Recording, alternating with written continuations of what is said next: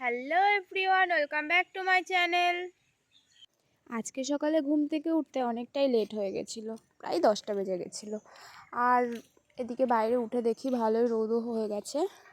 তো আমি কিছুক্ষণ রোদে দাঁড়িয়ে থাকলাম, এরপর ব্রাশ করে নিলাম ঝমঝম করে। তো তারপরে মা ডাকলো একটু রান্নাঘরে আসতে। এদিকে মা রান্না চাপিয়েছিল, আমি একটু নুনে জাল দিয়ে দিলাম আজকে। তারপরে দেখলাম যে ভাই আসছে, তো ভাইয়ের সাথে একটু মজা করে নিলাম। তারপরেও বাড়ি চলে গেল। আর মা বললো মশলার কোটোয় মশলা দিতে, তাই মশলার কোটোটা নিয়ে চলে গেছিলাম মশলা আনতে। এদিকে আজকের মেনুতে ছিল আলু কাঁচকলার তরকারি, মুসুরির ডাল আর বেগুন ভাজা।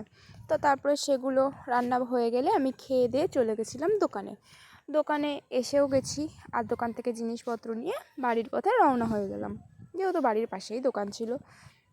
বাড়ি এসে মাথায় একটু তেল দিয়ে রোদে দাঁড়িয়েছিলাম। তারপরে স্নান করার টাইম হয়ে গেল, তো স্নান করতে চলে গেছিলাম। আর এদিকে স্নান করে বেরিয়ে জামা কাপড়গুলো নেড়ে দিলাম। দিয়ে এবার তো শীতকাল যেহেতু পড়েই গেছে, তো মুখে হাতে পায়ে তো ক্রিম মাখতেই হবে, তো ঝমঝম করে ক্রিম মেখে নিলাম।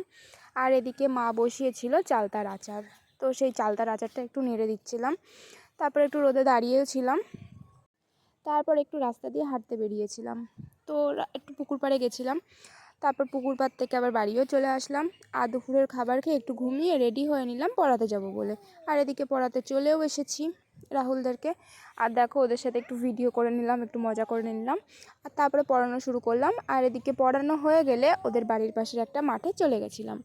এদিকে এসে দেখি সূর্য প্রায় অস্ত যাচ্ছে। আর এই দেখো ওইখানের মাঠগুলো এখনও জলে ভর্তি আছে। তো তারপরে ওদের সাথে একটু মজা করে নিয়ে আমি চলে আসলাম বাড়ির পথে। তো এদিকে আমি বাড়িতে চলেও আসলাম সাইকেল চালিয়ে ঝটপট করে। বাড়িতে এসেই দেখি এরা সবাই র্যাকেট খেলছে পুকুর পাড়ে। তো আমি একটু দাঁড়িয়ে দেখলাম, তারপর সন্ধ্যা হয়ে গেলে বাড়ি চলে আসলাম।